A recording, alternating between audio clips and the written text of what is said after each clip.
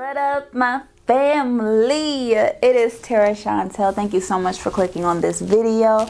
And if you're new here, thank you. I am Tera Chantelle, a spiritual activist, self-love advocate, and we teach others to truly be authentic with themselves by maximizing their fullest potential while still focusing on the spiritual evolution to this life. Let's talk about it, baby. Let's talk about being abstinence, being celibate while dating. You know, it's a true art form at its best, okay? Because I know we are living in this era of hookup culture, of casual sex, of busting it down, of WAP culture. Legs are spread open wide, okay? Everywhere. And you know, and imagine you are on your abstinence journey, you are celibate, and you are truly saving yourself for yourself. You're just not interested in having casual sex because that causes attachments, that causes soul ties, that causes sexual transmitted diseases, and so forth. You know, the list goes on, but let's just keep it short and sweet and straight to the point here. So as you're doing this while dating, you're out here getting asked on dates, actually interested in other people.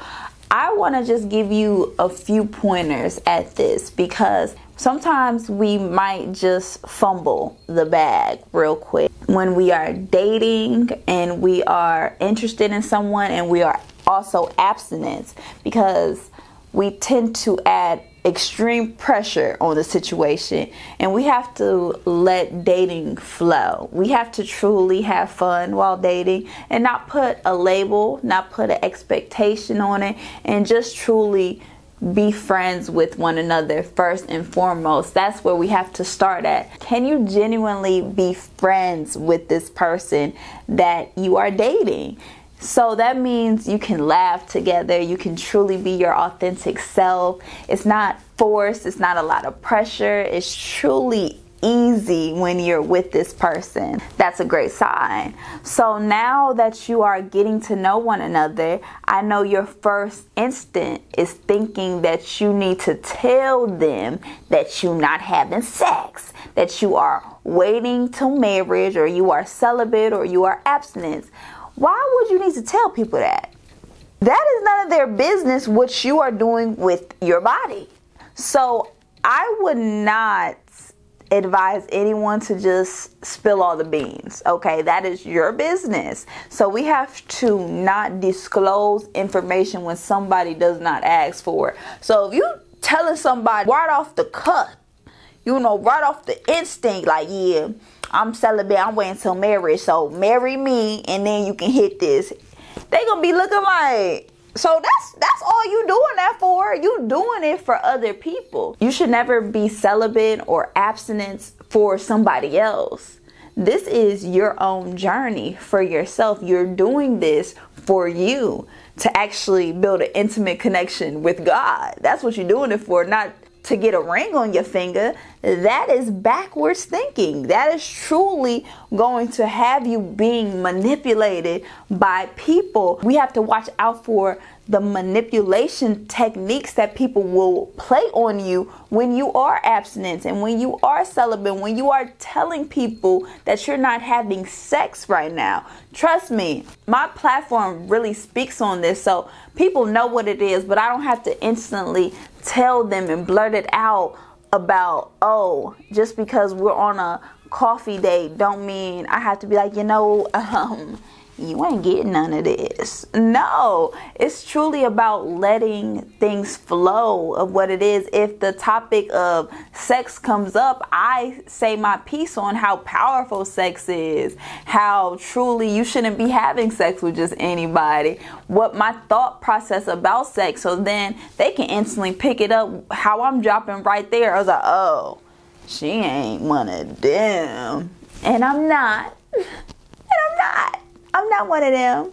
So that's what you have to allow your actions to speak for itself. You have to allow your energy to carry for yourself. You don't have to say much when you are dating and you are saving yourself for yourself. Understand the true power it is by not having sex. Understand the true power it is by taking sex off of the table when you are meeting someone. We are living in such a fast-paced society. People want it instantly. So they feel like, okay, we got to know each other for a few months now. That means I know you. People are great actors.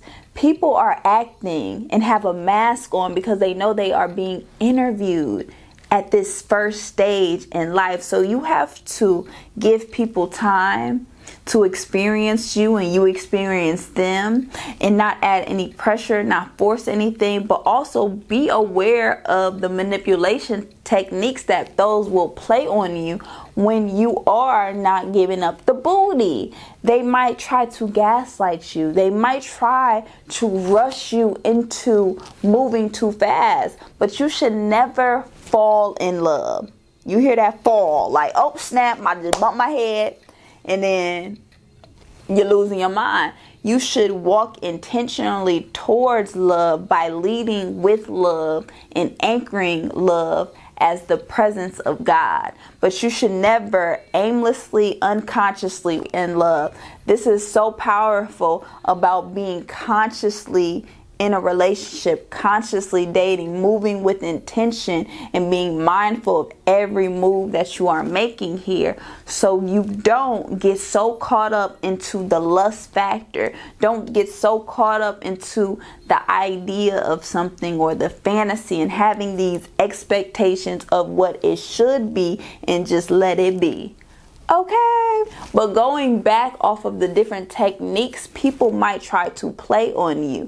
They might over compliment you. You know, compliments is so good, but you just keep doing it. They're trying to let your guard down. They're trying to show you a different side of them that maybe not their side. Always pay attention if this person is only nice to you, okay?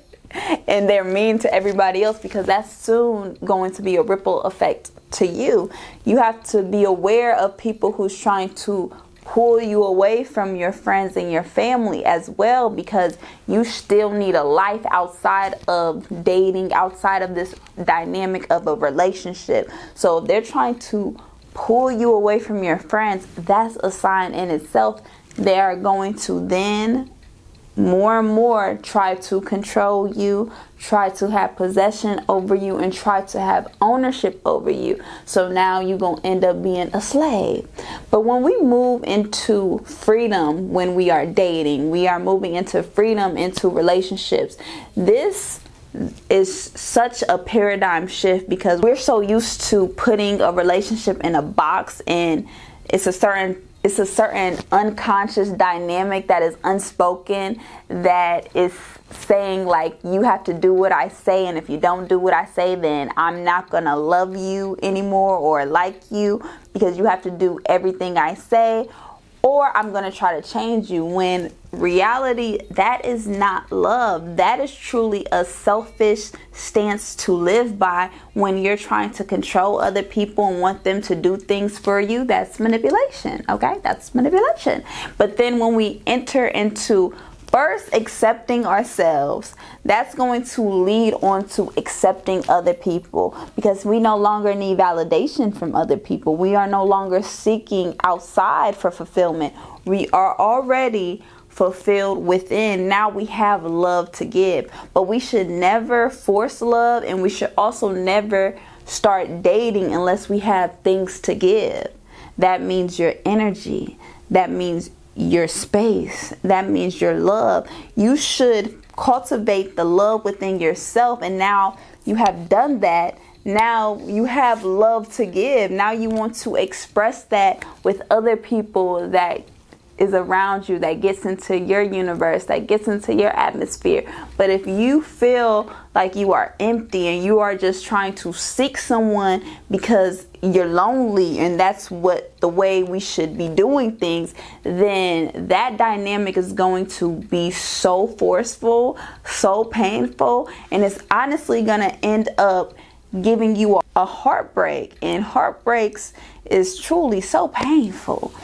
people be dying over heartbreaks, and you don't want to do that to yourself. You don't want to do that to yourself. So while you are dating, being abstinent, you have to continue to hold your strength, and you have to date when the sun is still out, okay? Because I know these days people are savages, you know. People are savages. They want to take, okay? They want to take you out. They want to take you. They want to just eat you up. Because of the animalistic nature people are operating into as a carnal way of thinking. So while dating, while you are abstinent, make sure you go out in public. Make sure you never invite them to your house, because when you go in the bedroom with somebody, what you gonna do? You gonna lay it down, okay? We ain't taking a nap together. We ain't sleeping together. So never put yourself in a situation where it will tempt you, that will cause you to have temptation. You have to beat out your flesh every time. So you have to tell the future before it happens. And it's so important that you go out when it's daylight. You go out in public. You actually go out on free dates, like the park, going walking, working out, doing activities together, because that will build intimacy of getting to know people. This is such amazing foundation to start with. I'm definitely going to come back for a part 2, trust me, because it's just so much that we can go on to talking about staying away from the manipulation techniques, that those that will play on you, how to truly date while being abstinent, and still also making sure that you are staying committed to your true goal and your true purpose of being abstinent on this journey. I thank you so much, family. I'm going to meet you at the top. Please hit that subscribe button. I'll see you later.